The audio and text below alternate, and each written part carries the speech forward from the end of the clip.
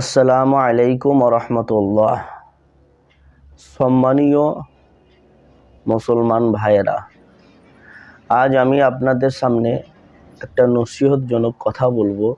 আল্লাহ তাআলা যেন আমাকে আপনাকে এই কথার ওপর আমল করার তৌফিক দিক, বলি আল্লাহুম্মা আমিন। কোরআনে একটা আয়াত আমি পাঠ করছি আপনাদের সামনে। বিসমিল্লাহির রহমানির রহিম। ওয়াইলুল লিকুল্লি হুমাযাতিল লুমাযাহ।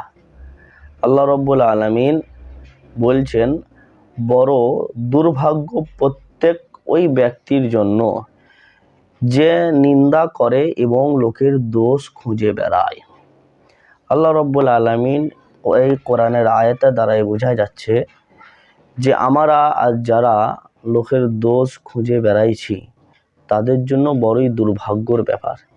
সেজন্য আল্লাহ রাব্বুল আলামিন যেহেতু কোরআন পাকের মধ্যে ঘোষণা করে দিয়েছে, পরের দোষ যদি কেউ খুঁজে বেড়ায় তার জন্য দুর্ভাগ্য ছাড়া আর কিছুই নয়।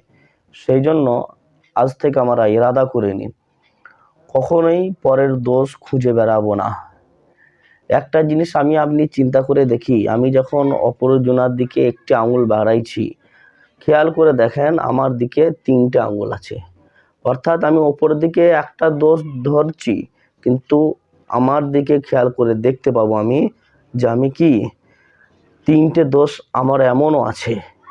সেই জন্য অপরের দোষ না খুঁজে বেড়ে নিজের দোষ, নিজের গুনাহ থেকে বাঁচব। নিজের জীবনে যে ভুলগুলো আছে সেই ভুলগুলোকে সংশোধন করে নেব এবং আল্লাহকে রাজি খুশি করার জন্য আমল করব। আল্লাহ তাআলা যেন আমাকে আপনাকে হেফাজত করুক। আল্লাহুম্মা আমিন। আসসালামু আলাইকুম ওয়া রাহমাতুল্লাহ।